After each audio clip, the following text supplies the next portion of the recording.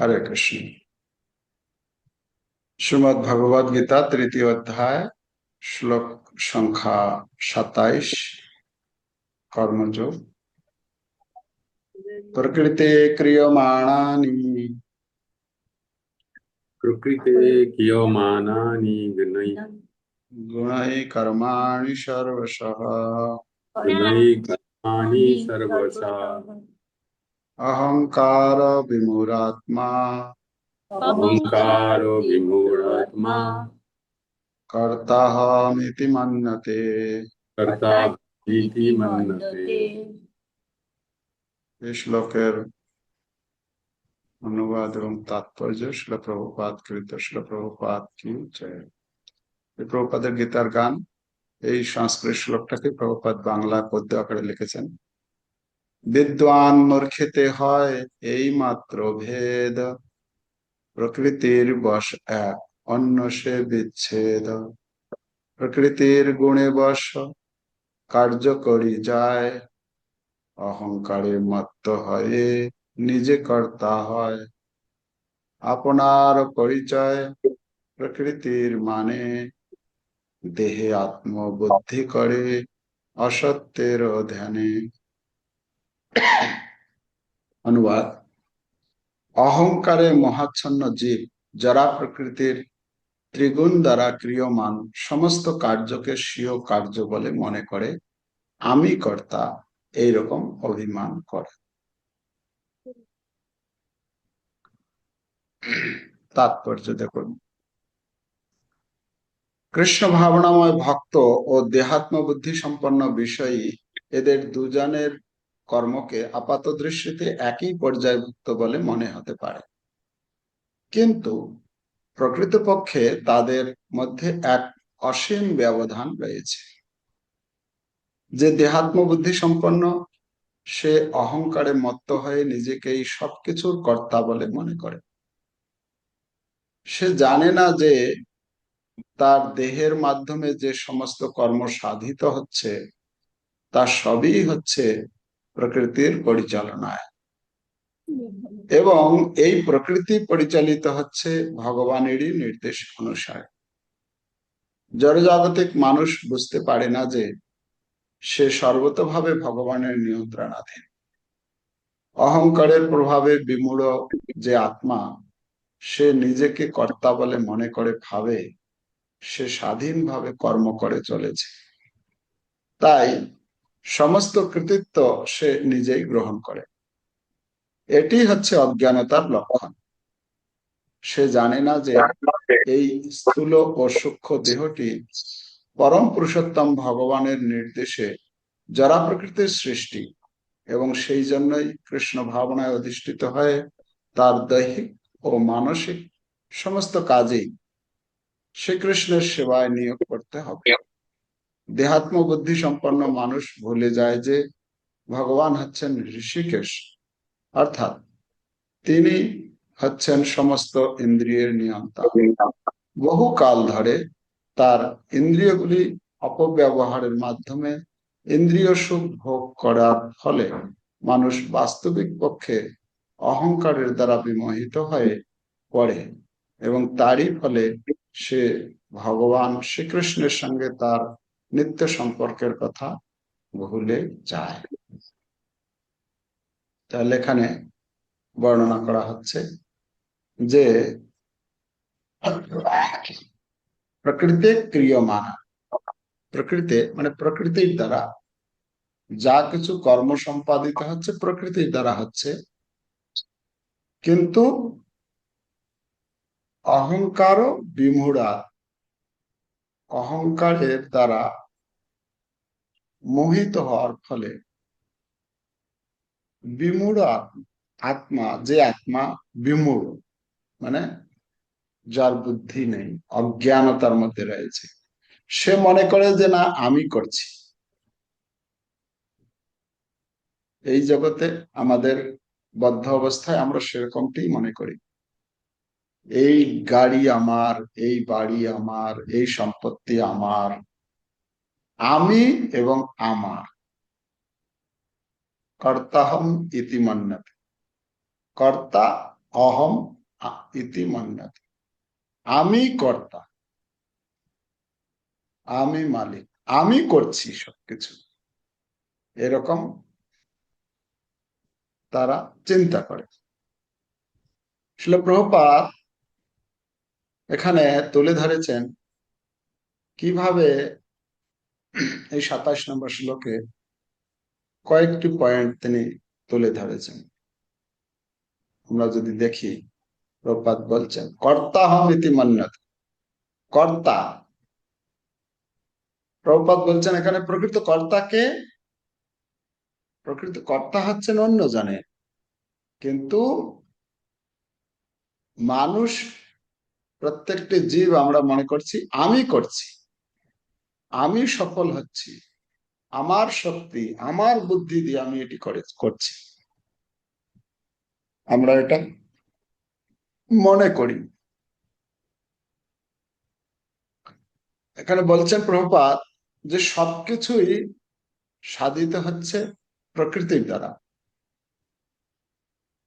এখানে আলোচনা করা যায় যে শরীর প্রকৃতির, এই শরীরটা যে আমাদের তৈরি হয়েছে, শরীরটা পঞ্চমহাভূত দিয়ে। এই পঞ্চমহাভূতটা কোথা থেকে এসেছে? পঞ্চমহাভূত কোথা থেকে এসেছে? জড়া প্রকৃতি, প্রকৃতি থেকে, জড়া প্রকৃতি। পঞ্চমহাভূত জড়া প্রকৃতি থেকে এসেছে। আমাদের যে ইন্দ্রিয়গুলো, চক্ষু, কর্ণ, নাসিকা, জিহ্বা, ত্বক, এগুলো কোথা থেকে এসেছে? যেটা দিয়ে আমরা দর্শন করছি, শ্রবণ করছি, ঘ্রাণ নিচ্ছি, জিহ্বা স্বাদ নিচ্ছি বা স্পর্শ করছি, এই যে ইন্দ্রিয়গুলো, এই ইন্দ্রিয়গুলো কোথা থেকে এসেছে? ইন্দ্রিয়গুলো প্রকৃতি থেকে, প্রকৃতি আমাদেরকে দিয়েছে। আর আমাদের যে মন, যে মনকে দিয়ে আমরা চিন্তা করি, সে মনটা কি? মনটাও জড়া প্রকৃতি। আর বুদ্ধি, বুদ্ধিটাও জড়া প্রকৃতির। তাহলে সবকিছুই জড়া প্রকৃতির, কিন্তু জীব মনে করছে আমি সবকিছু করছি।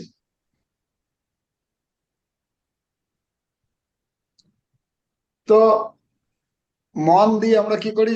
মন দিয়ে সংকল্প, বিকল্প, ভাবনা, স্মৃতি চারণ করি। এই সব কাজ হচ্ছে মনের কাজ। তো মন দিয়ে আমরা এগুলো করি, কিন্তু মনটা প্রকৃতি থেকে এসেছে। আমরা বুদ্ধি দিয়ে বিচার করি, সিদ্ধান্ত নেই, যুক্তি দিই, পরিকল্পনা করি, সবকিছু বুদ্ধির কাজ, কিন্তু বুদ্ধিটাও এসেছে যারা। তাহলে আমরা যদি দেখি যা কিছু, এই সবকিছুই হচ্ছে প্রকৃতি। আর এই প্রকৃতি কোথা থেকে এসেছে? প্রকৃতি, প্রকৃতি কিভাবে পরিচালিত করছেন? এটা প্রকৃতি পরিচালিত, প্রকৃতি পরিচালনা করছেন 3 গুণ দিয়ে। প্রকৃতে ক্রিয়মাণানি গুণহি কর্মাণি সর্বশ। গুণ, গুণের দ্বারা 3টি গুণ, সতগুণ, রজগুণ এবং তমগুণ। সতগুণের লক্ষণ হচ্ছে শুদ্ধতা, রজগুণ হচ্ছে আসক্তি, তমগুণ হচ্ছে অজ্ঞান। তো এই যে 3টি গুণ, পরবর্তীতে আমরা 14 অধ্যায়ে গিয়ে এই গুণ সম্বন্ধে আরো বিস্তার আমরা অধ্যয়ন করব। এই 3টা গুণের বৈশিষ্ট্য কি, তার লক্ষণ কি, কিভাবে এই 3টা গুণ একে অপরের সঙ্গে একটাকে আর একটা গুণ দাবিয়ে আর অন্য গুণটি কিভাবে প্রবল হয়, সে সম্বন্ধে আলোচনা করব। তো এখানে সবকিছু প্রকৃতি গুণের দ্বারা সবকিছু করছেন, কিন্তু আমি মনে করছি কি না আমি করছি, আমি সফল হয়েছি, আমার বুদ্ধি, আমার শক্তি ইত্যাদি দিয়ে আমি এই কাজটা সফল হয়েছে। এই কাজে কিন্তু এখানে গীতা কি বলছে? জীব কেবল ইচ্ছা করে, কিন্তু কার্য সম্পাদনের শক্তি ভগবান দেন। এখানে বলছেন, তাৎপর্য শিল প্রভুপাদ বলছেন যে ঋষিকেশ, ভগবান হচ্ছেন কি হৃদ্দেশ অর্জুন তিষ্ঠতি। হে অর্জুন, আমি আমি কি করছি? এই এই শরীরের মধ্যে, এই শরীরের মধ্যে অবস্থান করে যন্ত্ররূঢ়ানি মায়া, ঈশ্বর সর্বভূতানাং হৃদ্দেশ অর্জুন তিষ্ঠতি ভ্রামায়ান সর্বভূতানি যন্ত্ররূঢ়ানি মায়া। ভগবদ গীতা 18 অধ্যায় 61 নম্বর শ্লোক। যে ভগবান প্রত্যেকটি জীবের হৃদয়ে এটা মানে অবস্থান করে, তিনি মেশিনের মতো এটা চালাচ্ছেন। কার দ্বারা চালাচ্ছেন? জড় প্রকৃতির। জড় প্রকৃতি কিভাবে চালাচ্ছেন? না তিনটা গুণের দ্বারা। তিনটা গুণ, তিনটা গুণ কি করছে? এই তিনটা গুণ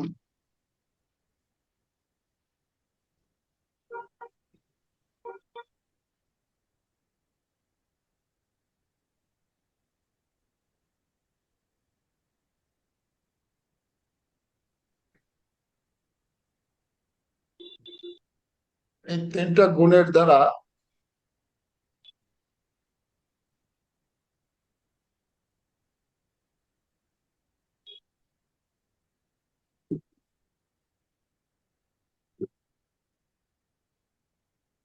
শ্রী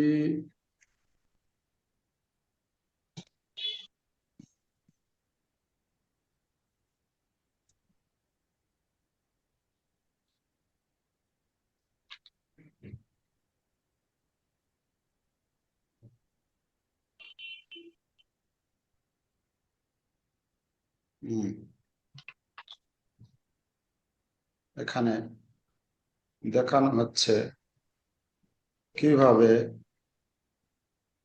তিনটা গুণের দ্বারা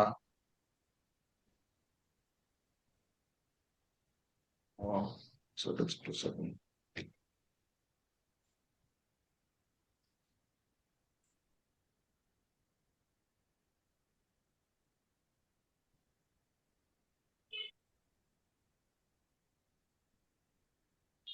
তো এখানে যদি আমরা দেখি,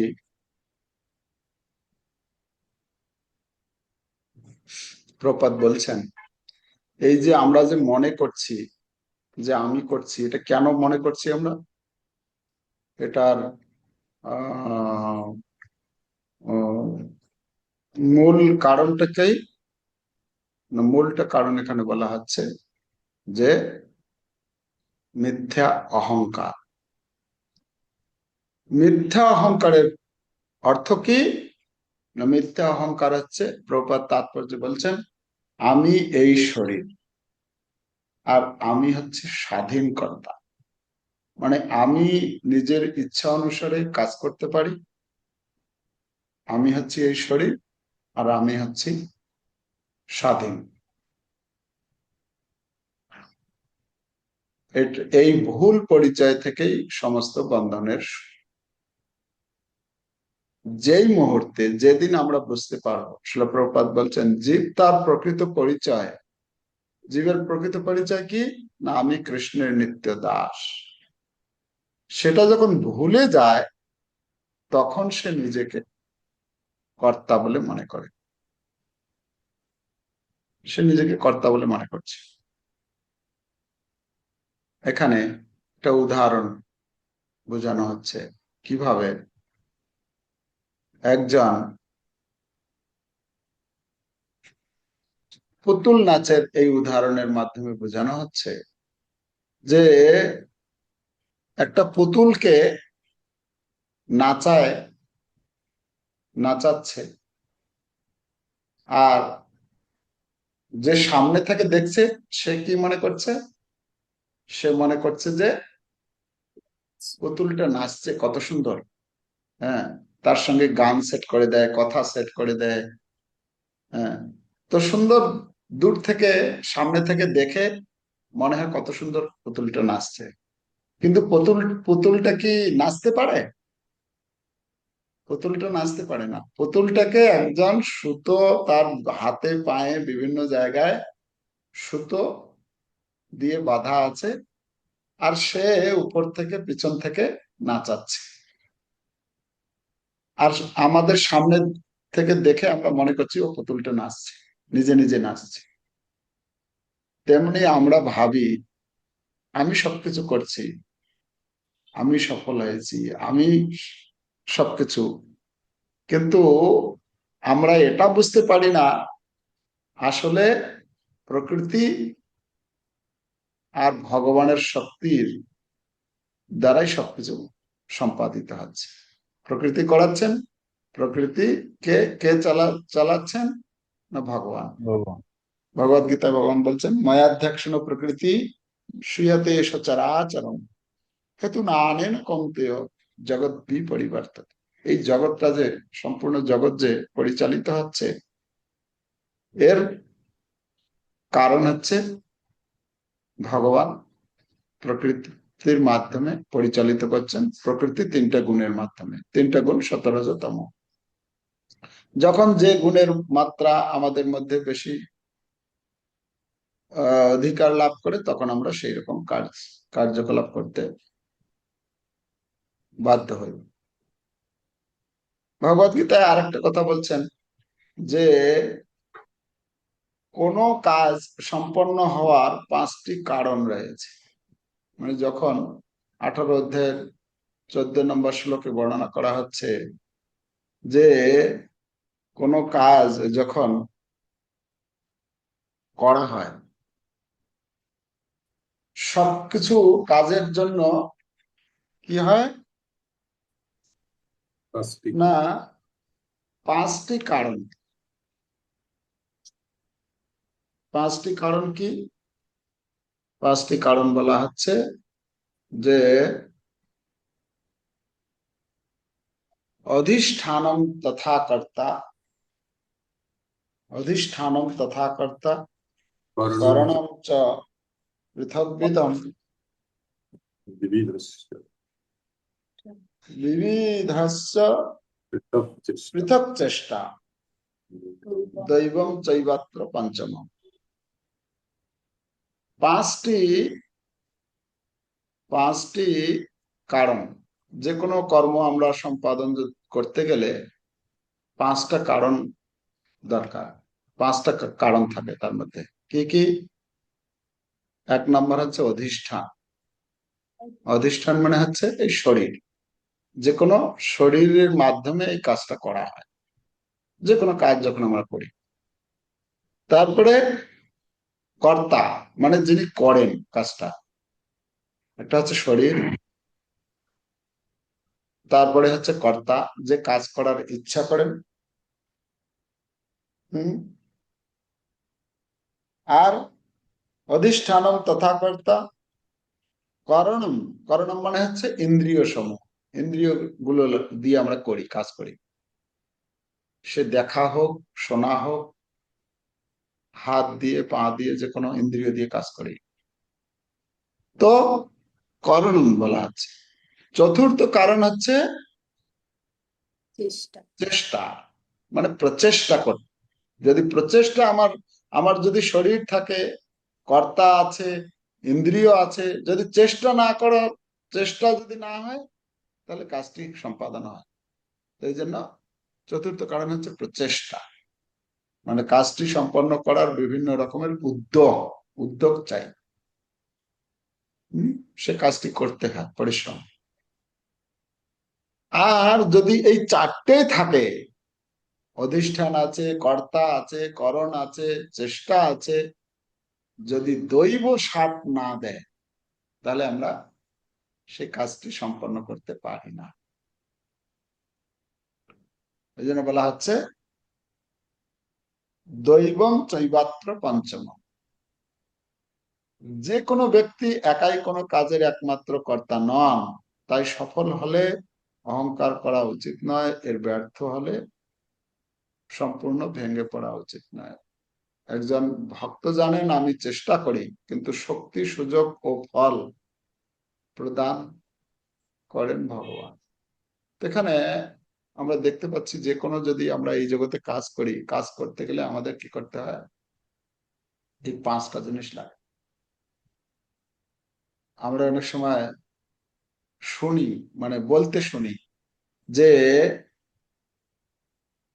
আরে কর্ম করলেই তোমার সবকিছু হয়ে যাবে, না না, কর্মের অন্যথা নেই, মানে তুমি যদি পরিশ্রম করো তাহলে, কিন্তু পরিশ্রম করলেই যে সবকিছু সফল হয়ে যাবে এরকম না। যদি দৈব, ভগবান যদি সাথ না দেন, শত চেষ্টা করলেও আমরা দেখি অনেক লোক আছে,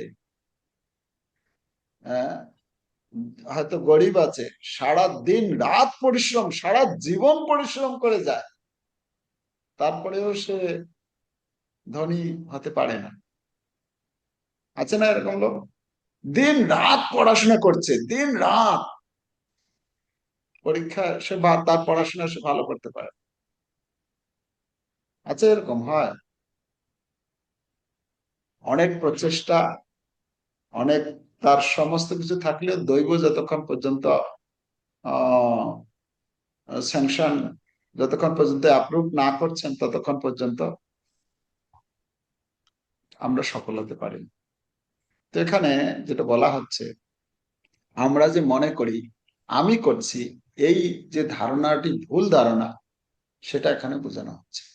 যে আমরা যেন মনে না করি যে আমি করছি, এই আমি করছি কথাটা, এটা সঠিক নয়। তাই বলা হচ্ছে যে আমাদের ব্যক্তিগত জীবনে এটাকে আমরা কিভাবে প্রয়োগ করব।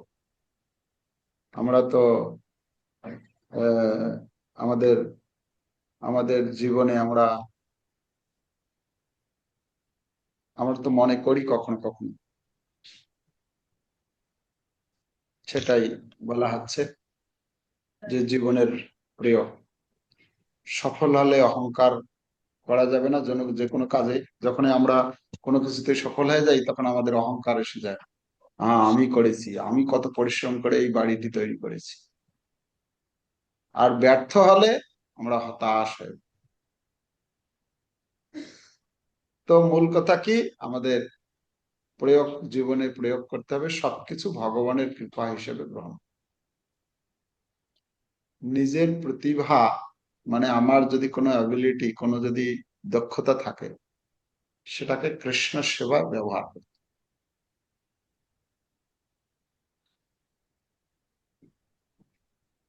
যাই হোক, তো এভাবে বর্ণনা করা হচ্ছে যে কিভাবে আমাদের, আমরা যে নিজেরা কর্তা নই, সেটা আমাদেরকে সবসময় মনে রাখতে হবে। তা যদি না হয় তাহলে কি হবে, তাহলে ওই জড়িয়ে পড়বো, এমন জড়িয়ে পড়বো, আর সেখান থেকে বেরোনোর কোনো উপায় থাকবে না। এই জন্য আমাদের সেইভাবে শিক্ষা গ্রহণ করতে হবে। এই যে গীতা ভাগবতের এটাই হচ্ছে শিক্ষা, যে কিভাবে আমরা শিখবো। পরের শ্লোক আসুন, 28 নম্বর শ্লোক। 28 নম্বর শ্লোক।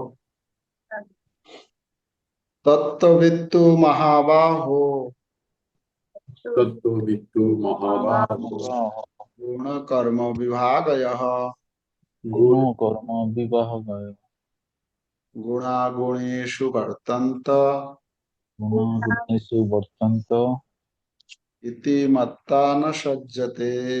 ইতি মুক্তা ন সজ্জতে। গীতার গান। তত্ত্ববিদ, যে বিদ্বান বুঝে গুণ কর্ম, গুণ দ্বারা কার্য হয়, জানে সার মর্ম। অতএব গুণ কার্য না করে সজ্জন, প্রকৃতির গুণ কার্য আসক্ত না হন। তিনি আসক্ত হন না, তিনি গুণে কাজ করছে, প্রকৃতির গুণকার্য, আসক্ত না। প্রকৃতির সেই প্রকৃতির দ্বারা সব কর্ম সাধিত হচ্ছে, তিনি তার প্রতি আসক্ত হন। কেন আসক্ত হওয়া মানেই বন্ধনে আমি আবদ্ধ। অনুবাদ: হে মহাবাহ, তত্ত্বজ্ঞ ব্যক্তি ভগবত ভক্তিমুখী কর্ম ও সকাম কর্মের পার্থক্য ভালোভাবে অবগত হয়ে কখনো ইন্দ্রিয় সুখ ভোগাত্মক কার্যে প্রবৃত্ত হন না। তাৎপর্য: যিনি তত্ত্ববেত্তা তিনি পূর্ণ উপলব্ধি করেন যে জড়া প্রকৃতির সংস্রবে তিনি প্রতিনিয়ত বিব্রত হয়ে আছেন। তিনি জানেন যে তিনি হচ্ছেন পরম পুরুষোত্তম ভগবান শ্রীকৃষ্ণের অবিচ্ছেদ্য অংশ এবং এই জড়া প্রকৃতি তার প্রকৃত আলয় নয়। সচ্চিদানন্দময় ভগবানের অবিচ্ছেদ্য অংশরূপে তিনি তার প্রকৃত স্বরূপও জানেন। তিনি হৃদয়ঙ্গম করেছেন যে কোনো না কোনো কারণে তিনি দেহাত্ম বুদ্ধিতে আবদ্ধ হয়ে পড়েছেন। তার শুদ্ধ স্বরূপে তিনি হচ্ছেন ভগবানের নিত্য দাস এবং ভক্তি সহকারে ভগবান শ্রীকৃষ্ণের সেবায় সমস্ত কর্ম করাই হচ্ছে তার কর্তব্য। তাই তিনি কৃষ্ণ ভাবনাময় কার্যকলাপে নিজেকে সম্পূর্ণভাবে নিয়োজিত করেন এবং তার ফলে স্বভাবতই তিনি আনুষঙ্গিক ও অনিত্য জড় ইন্দ্রিয়ের কার্যকলাপের প্রতি অনাসক্ত হয়ে পড়েন। তিনি জানেন যে ভগবানের ইচ্ছার ফলেই তিনি জড়জগতে পতিত হয়েছেন। তাই এই দুঃখময় জড়জগতের কোনো দুঃখকেই তিনি দুঃখ বলে মনে করেন না।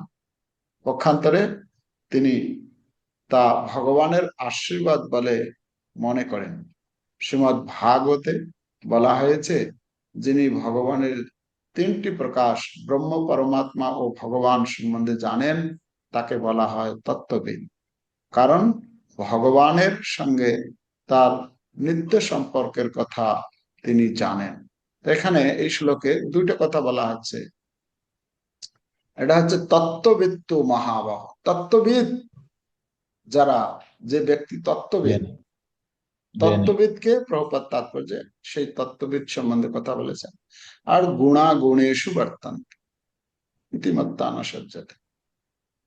তো এখানে যদি আমরা দেখি, আমাদের এই 27 নম্বর শ্লোকটি হচ্ছে যারা নিজেরা মিথ্যা অহংকারের দ্বারা প্রভাবিত হয়ে যারা প্রকৃতির দ্বারা সম্পাদিত কর্মকে নিজে কর্তা বলে নিজেকে মনে করে।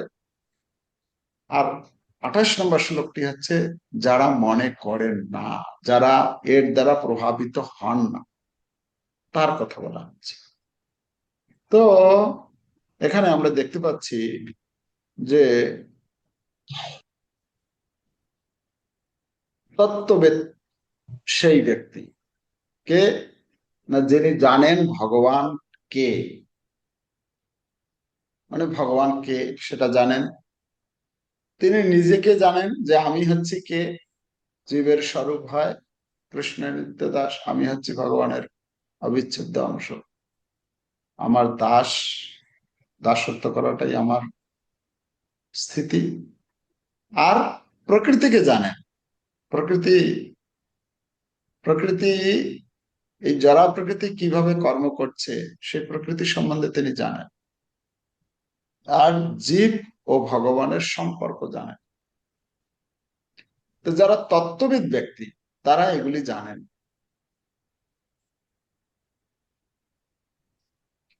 এখানে বলা হচ্ছে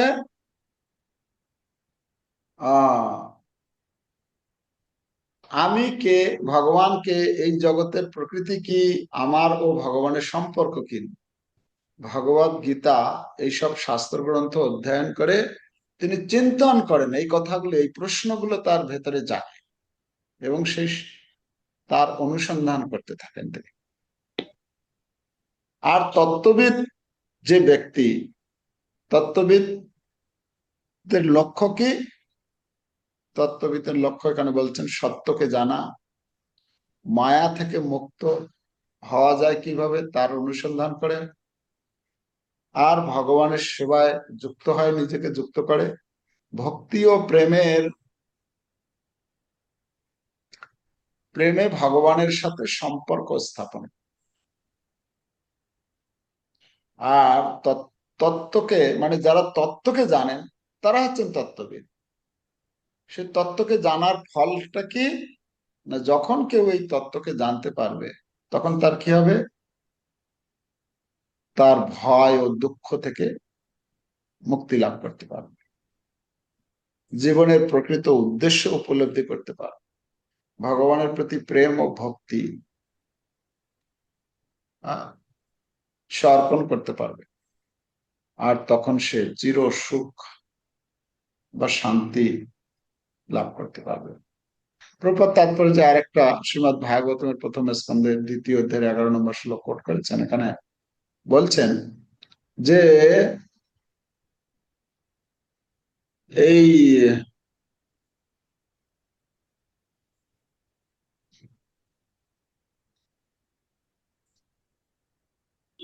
ব্রহ্ম, পরমাত্মা ও ভগবান এই 3 রূপে যিনি পরম সত্যকে উপলব্ধি করেন তিনি তত্ত্ববিদ।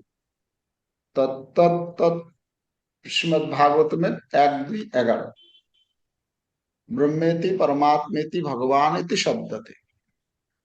পরম সত্যের যে 3টি রূপ ব্রহ্ম, পরমাত্মা এবং ভগবান। ব্রহ্ম মানে হচ্ছে ভগবানের জ্যোতি, ব্রহ্মজ্যোতি, নিরাকার ব্রহ্ম, সেটা প্রথম স্তর।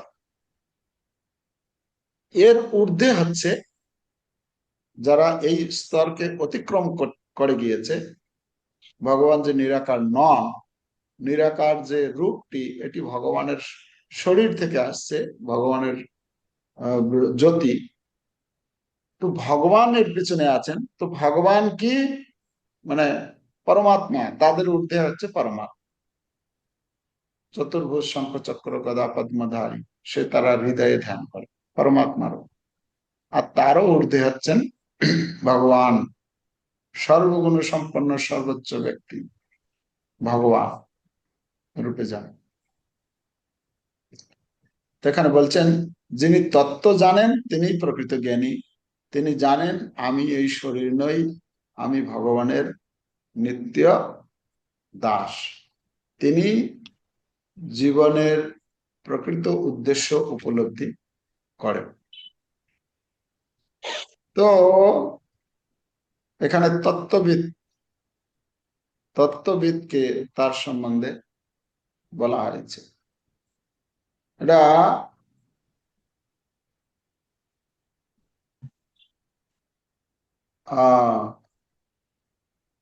বুঝে গেল তত্ত্ববিদটাকে, বুঝে গেছে? ব্রহ্ম পরমাত্মা ও ভগবানের ভিতরে সম্পর্ক যিনি তত্ত্ববিদ, তত্ত্ববিদ কে? কেউ একজন বলবে যিনি তত্ত্ববিদ। কে নিজে কাজ করেন মনে করেন না, এবং যিনি ব্রহ্ম পরমাত্মা এবং ভগবানের মধ্যে সম্পর্ক কি তা জানেন। হ্যাঁ, তত্ত্ববিদ ব্যক্তি তিনি কি কি জানেন? আমি কে জানেন, নিজেকে জানেন, ভগবানকে তা জানেন, আর এই জগৎ, এই জড়া প্রকৃতি, জগতের প্রকৃতি সম্বন্ধে জানেন, জড়া প্রকৃতিকে তার পরিচয় জানেন, আর আমার সঙ্গে ভগবানের সম্পর্ক কি সে সম্বন্ধে জানেন। এটা একটা তত্ত্ব। আর প্রভুপাদ আর একটা দিয়েছেন যে এই ব্রহ্ম পরমাত্মা ভগবান, এটাকে এই সম্বন্ধে যাদের জ্ঞান রয়েছে সে হচ্ছে তত্ত্ব। আর তত্ত্ববিদের লক্ষ্য বা তত্ত্ববিদ এই তত্ত্বকে জানার ফলে কি হবে, মানে সে সমস্ত ভয় দুঃখ থেকে মুক্ত হবে, জীবনের প্রকৃত উদ্দেশ্য উপলব্ধি করতে পারবে, ভগবানের প্রতি তার যে প্রেম, তার ভালোবাসা, ভক্তি অর্পণ করতে পারবে। আর যার মাধ্যমে, যার ফলে কি হবে, সে প্রকৃত সুখ বা শান্তি লাভ করতে পারবে। কিন্তু তা যদি না হয়, কখনো সে সুখ বা শান্তি লাভ করতে পারবে না। আরো তত্ত্ববিদ সম্বন্ধে শিল প্রভুপাদ তাৎপর্যে বলেছেন, এটা দেখেন, উদাহরণ দিয়েছেন, একটা উদাহরণের মাধ্যমে একটা বোঝানো হচ্ছে আর কি। মানে যেমন এখানে বলা হচ্ছে, সিনেমা হলে বসে কেউ একজন সিনেমা দেখছে। এখন স্ক্রিনে সেই পর্দা, সিনেমার পর্দাতে সে সিনেমা দেখছে, কিন্তু যখন সে সিনেমা দেখছে, সে জানে যে এই যে আমি সিনেমাটা দেখছি, এটা প্রকৃত বাস্তব জিনিস নয়। এটি হচ্ছে কি, এটি হচ্ছে একটা পর্দা, এটা দেখানো হচ্ছে। ওখানে অ্যাক্টিং করবে, বিভিন্ন জনে আসবে, বিভিন্ন রকম নাচবে, গাইবে ইত্যাদি। এগুলো হচ্ছে যার একটা ছবি। যখন সে জানে যে এটা একটা সিনেমার পর্দাতে এটা দেখানো হচ্ছে, সেখানে বিভিন্ন রকমের সিন হলেও তার প্রতি সে আসক্ত হয় না। যখন এই সিনেমা শেষ হয়, সে উঠে ঘরে চলে যায়। তো তার কি, তার প্রতি তার আকর্ষণ হয় না। আর এটা উদাহরণ। তো ঠিক একই রকমের এই যারা তত্ত্বজ্ঞ ব্যক্তি, যারা তত্ত্বকে জেনেছেন, তারা কি দেখতে পারেন? প্রভুপাদ তাৎপর্যে এখানে বলেছেন যে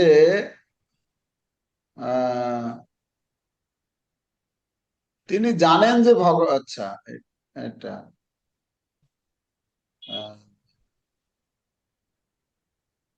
এটা তিনি জানেন যে তিনি হচ্ছেন পরম পুরুষোত্তম ভগবান শ্রীকৃষ্ণের অবিচ্ছেদ্য অংশ, এবং এই জড়া প্রকৃতি তার প্রকৃত আলয় নয়। এই জড়া প্রকৃতি যে রয়েছে, এই জড়জগতের বিভিন্ন চিত্র বৈচিত্র্যময় অনেক কিছু রয়েছে। এই জগৎটি হচ্ছে কি, এটা হচ্ছে সাময়িক। এই জড়জগৎটা, এই জগতে যখন আমরা আসি, আমাদের জন্ম হয়, হ্যাঁ, এই জগতের যে ধন, এই জগতের যে যশ, এই জগতের সুখ, এই জগতের দুঃখ, হ্যাঁ, যা কিছু রয়েছে, এই সবকিছুই কি, এগুলি হচ্ছে সাময়িক। তাই তিনি এর প্রতি আসক্ত হন।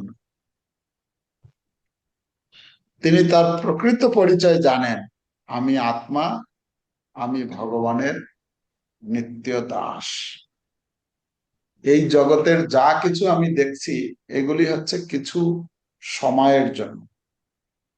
ঠিক আছে, কিছু সময়ের জন্য এগুলি রয়েছে। তো এর প্রতি আকৃষ্ট হয় না সে।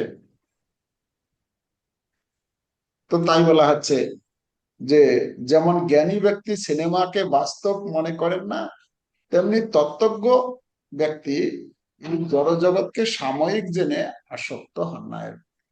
এই জড়জগতের প্রতি সে আসক্ত হয় না।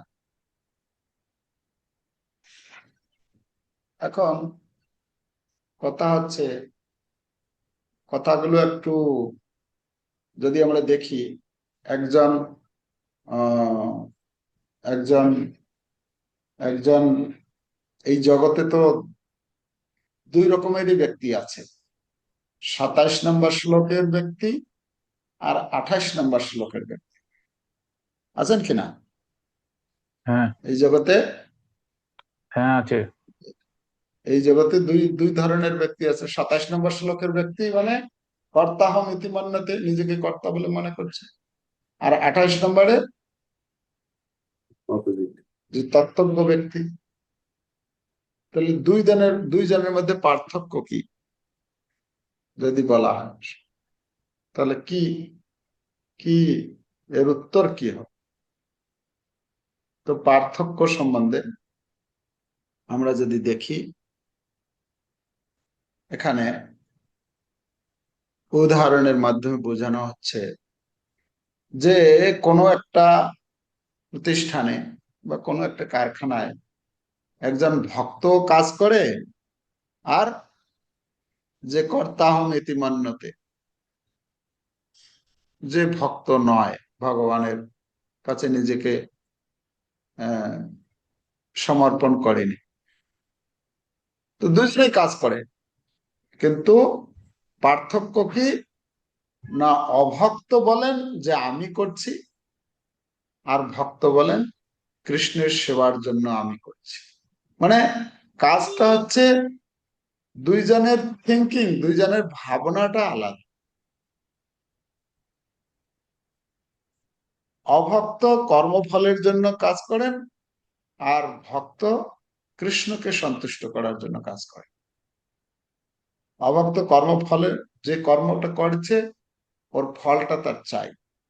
কৃষ্ণ ভক্ত না, এই যে কর্ম করছি এই কর্মের মাধ্যমে যার অর্থ উপার্জন হবে সেটা আমি ভগবান শ্রীকৃষ্ণের সেবায় লাগাবো।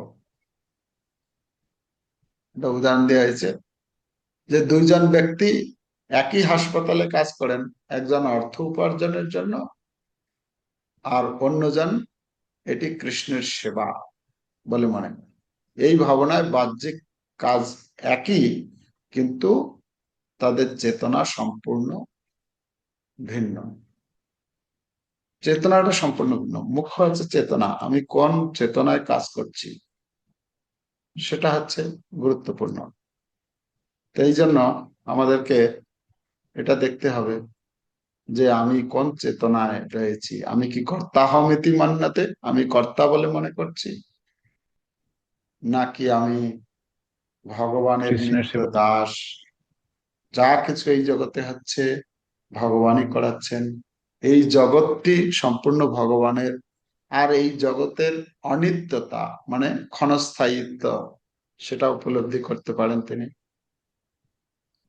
আর সেই চিন্তা ভাবনা নিয়ে কর্ম করেন। এখন এখান থেকে আমরা প্রচারের শিক্ষা সম্বন্ধে একটু এটা দেখে নিই। একজন পড়ুন দেখে।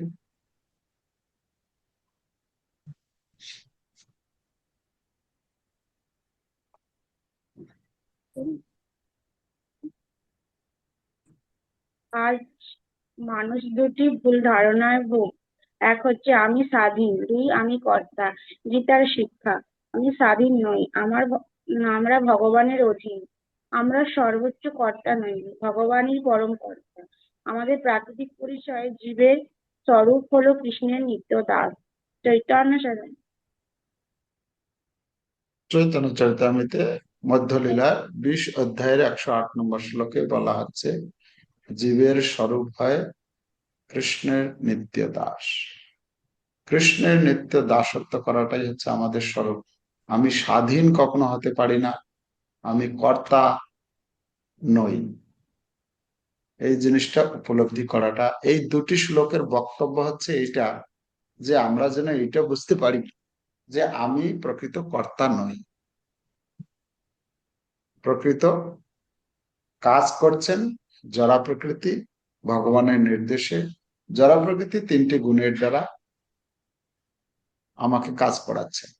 যখন আমার মধ্যে সত্ত্বগুণের প্রভাব আধিক্য হয়, তখন আমি সাত্ত্বিক চিন্তাধারা আমার মাথায় আসে, সাত্ত্বিক খাওয়া দাওয়া পছন্দ হয়, সাত্ত্বিক ব্যবহার কথাবার্তা আমার ভালো লাগে।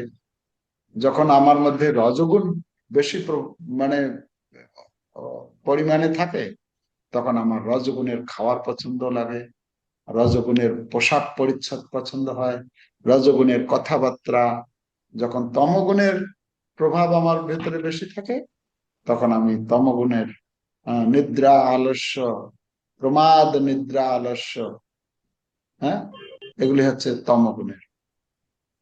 তো কথা হচ্ছে আমাদেরকে অভ্যাস করতে হবে, অভ্যাস করার প্রয়োজন। অভ্যাস করতে করতে যখন আমরা এই তত্ত্ব জানতে পারব, এই শাস্ত্র গ্রন্থ অধ্যয়ন করতে হবে, শ্রবণ করতে হবে। করার মাধ্যমে যখন আমরা এই তত্ত্বকে উপলব্ধি করতে পারবো, তখন আমাদের আর এই জগতের বস্তুর প্রতি, এই জগতের ব্যক্তির প্রতি, বা এই জগতের যে বিভিন্ন চাকচিক্য বৈচিত্র্যময় জগতের প্রতি আমরা আসক্ত হব না। ব্যবহার করব সেগুলো, সেইগুলো আমাদের সবসময় দৈনন্দিন জীবনে সেটা আমাদের আমাদের তো কাজ করতেই হবে। কিন্তু কথা হচ্ছে কি, না আমরা তার প্রতি আসক্ত হয়ে পড়ব, এটা হচ্ছে কথা। সেই জন্য আমাদের তত্ত্ব জানতে গেলে এই গীতা ভাগবত অধ্যয়ন করতে হবে, পড়তে হবে, তাহলে শুনতে হবে। তখন আমরা ধীরে ধীরে জানতে পারবো, তখন আমার ধীরে ধীরে এই জগতের যে অনিত্যতা সেটা আমি উপলব্ধি করব। তো এভাবে ভগবত গীতার শিক্ষা আমাদের জীবনে আমরা কাজে লাগাতে পারবো। কারো কোনো